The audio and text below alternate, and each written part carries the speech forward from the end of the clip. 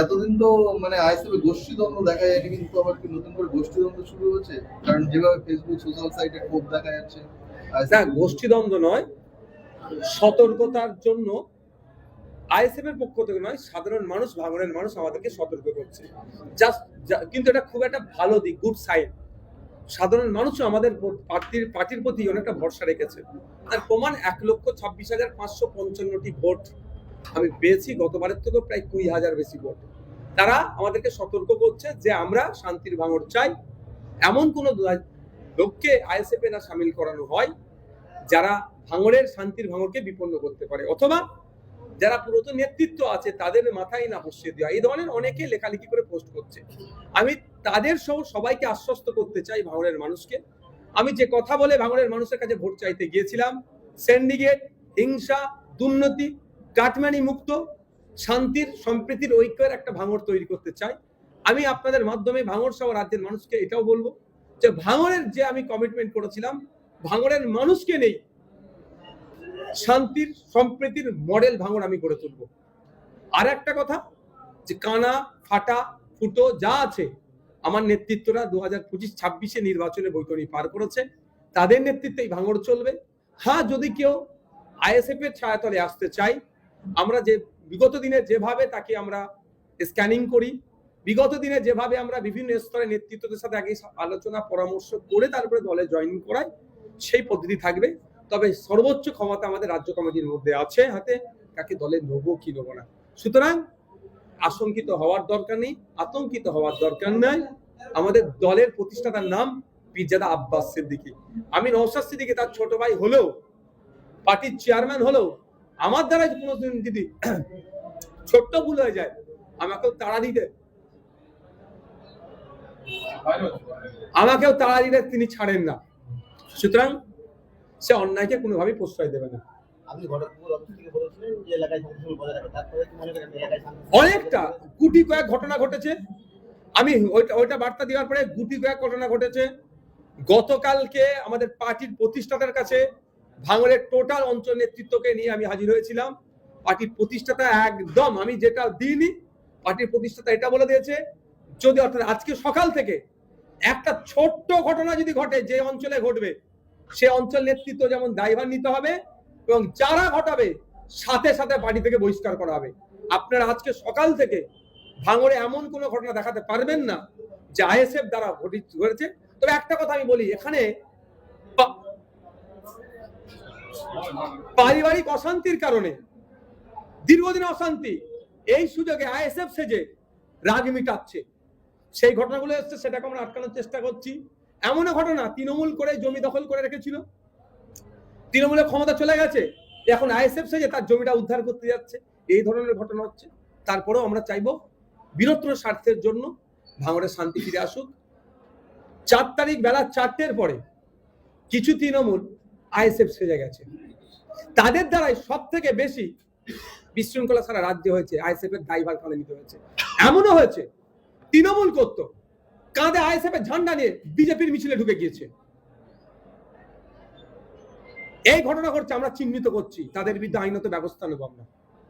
আর যদি আইএসএফ এর কেউ যেটা করে থাকে, তাদেরকে পার্টি থেকে বহিষ্কার করবো, এটা জোর গলায় বলছি। আমাদের আইডিওলজির সাথে বিজেপির আইডিওলজি ম্যাচ করে না। আমরা বিজেপি তৃণমূলের বিরুদ্ধে রাজনৈতিক লড়াই সংগ্রাম করছি, তৃণমূলকে পরাস্ত করেছি, আগামী দিনে বিজেপিকে পরাস্ত করব। কোনোভাবেই বিজেপির সাথে আমাদের সম্পর্ক না ছিল, না আছে, আর আগামী দিনে বিজেপির আইডিওলজি পরিবর্তন না করলে থাকবে না। কিন্তু যারা আইএসএফকে কালিমা লিপ্ত করার চেষ্টা করছে, তাদেরকে আমরা আইডেন্টিফাই করছি, তাদের বিরুদ্ধে যেহেতু আমাদের ঝান্ডা নিয়ে ঢুকেছে, আইনত ব্যবস্থা গ্রহণ করা থেকে শুরু করে দলীয় শৃঙ্খলা ভঙ্গের যারা দণ্ডিত হবে, ব্যবস্থা গ্রহণ করবো, একটা ছাড় পাবে না। এক সময় তৃণমূলের গলার কাটা হয়েছিলেন নারাজুল ইসলাম, এখন কি তিনি আইএসএফ এর গলার কাটা হচ্ছেন? না না না, মোটেও নয়।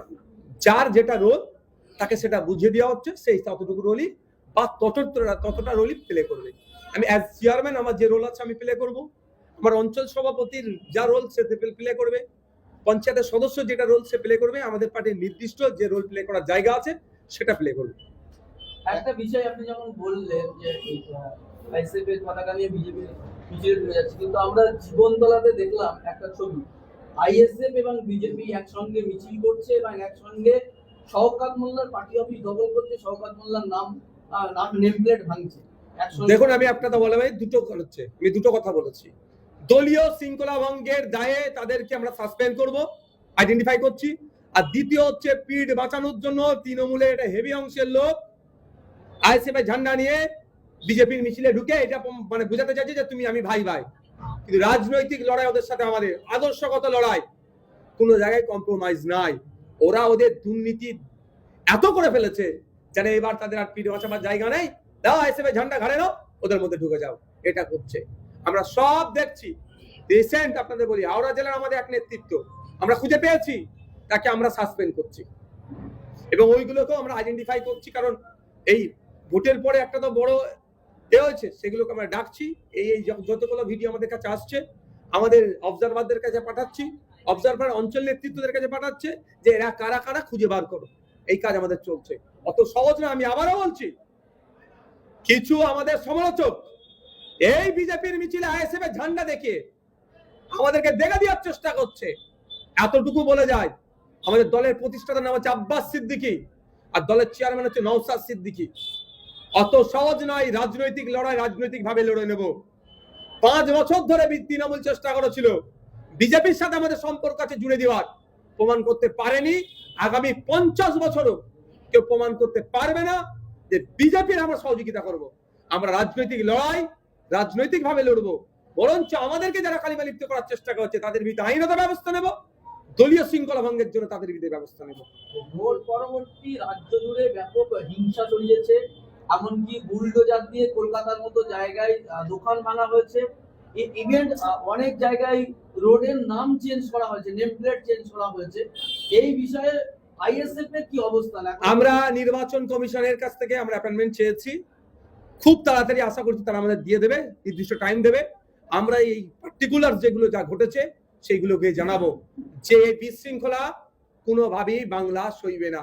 সম্প্রীতির মাটি, ঐক্যের মাটিতে কোনোভাবেই মানা যাবে না।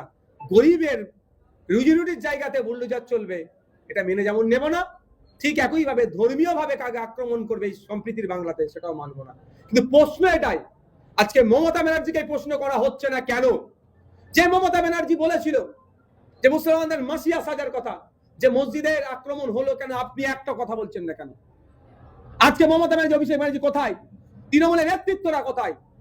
আজকে তো ভাঙড়কে একটা মাত্র দিয়েছে, ভাঙড় দিয়েছে, রাজ্যে তো আমাদের দেয়নি। এখনো তো প্রায় 80টা মতো তৃণমূলের বিধায়ক, তারা কোথায়? তারা কেন গণতান্ত্রিক প্রক্রিয়ার রাস্তা নিয়ে এখনো প্রোটেস্ট করছে না? আমিও জানতে চাই এটা।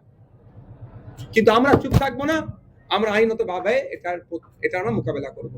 বিজেপি বলেছিল সোনার বাংলা করবো, কিন্তু বাংলায় তারা ব্যাপক ম্যান্ডেট পাওয়ার পরেও এই যে বিজেপির লোকজনই ঝান্ডা নিয়ে চারিদিকে এই হাঙ্গামা করছে, এই নিয়ে কি বলবেন? বিজেপি এটা উত্তর দেবে তো, বিজেপির উত্তর আমি কিভাবে দেবো? তবে একটা কথা বলি, এটা সম্প্রীতির মাটি, ঐক্যের মাটি, রবি ঠাকুরের মাটি, কাজী নজরুলের মাটি। এখানে সম্প্রীতি বিনষ্ট করতে গেলে বাংলার মানুষ রুখে থাকবে। একটা দিন আরো বাংলার মানুষ, মানে বাঙালি যারা আমরা সমাজের মানুষজন, আমরা দেখছি, অপেক্ষায় আছি কি হচ্ছে। প্রশাসন যদি ব্যবস্থা না গ্রহণ করে, নির্বাচন কমিশন যদি ব্যবস্থা না গ্রহণ করে, তখন আমাদেরকে রাস্তায় নেমে গণতান্ত্রিক প্রক্রিয়াটাকে রুখতে হবে। একটা শেষ প্রশ্ন, ভাঙড়ের অনেক পঞ্চায়েত সমিতিতে আপনাদের কর্মাধ্যক্ষ মেম্বার আছে, এখন পঞ্চায়েতগুলো তালাবন্ধ অবস্থা, পঞ্চায়েত মেম্বার প্রধান পালিয়ে গেছে, এরকম অবস্থায় ভাঙড়ের মানুষ পরিষেবা পাবে কি করে? খুব তাড়াতাড়ি পঞ্চায়েত দখল করবেন কি? খুব তাড়াতাড়ি ভাঙড়ের প্রত্যেকটা সরকারি প্রতিষ্ঠান থেকে সাধারণ মানুষ পরিষেবা পাবে, নির্ভেজাল পরিষেবা পাবে, কাটমানি মুক্ত পরিষেবা পাবে। এবং এটাও জানিয়ে রাখি, আবাস যোজনার নামে বাড়ি দিয়ে যারা 20,000 করে তুলেছে, 30,000 তুলেছে, প্রতি পাড়াতে বুথে বুথে আমরা মিটিং এ বসবো, সাধারণ মানুষকে আনবো, লিস্ট নেওয়া হবে, তাদের কাছে যাব, যারা যারা 20,000 30,000 করে নিয়েছে তাদের কাছ থেকে 20,000 30,000 ফিরিয়ে দিনের আলোতে মিডিয়ার সামনে ওই গরিব মানুষের আবার তুলে দেওয়া হবে। আচ্ছা, আরেকটা যেটা বিষয়, আপনি বারবার সংবিধান এবং সম্প্রীতির কথা বলেন, নতুন সরকারের শপথ গ্রহণ অনুষ্ঠানে কি আপনি যাবেন? আমাকে তো এখন আমন্ত্রণই জানাইনি। যদি আমন্ত্রণ দেন। জানাক না, তারপর অবস্থান বলবো। আমরা এত অশান্তি হয় যে কিছু কিছু জায়গায় বিজেপি এমএলএ তারা গিয়ে দোকান খোলাচ্ছে, পার্টি অফিস খোলাচ্ছে এবং তাদের পাশে দাঁড়াচ্ছে।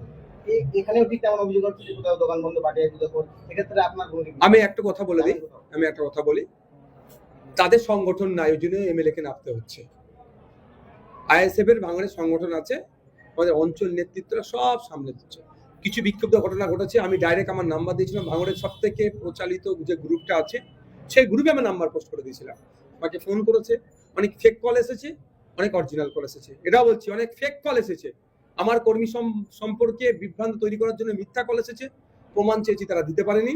অনেক অরিজিনাল কল এসেছে, সঙ্গে সঙ্গে আমাদের অঞ্চল নেতৃত্বের কাছে পাঠানো হয়েছে, সেগুলোকে আমরা আটকেছি।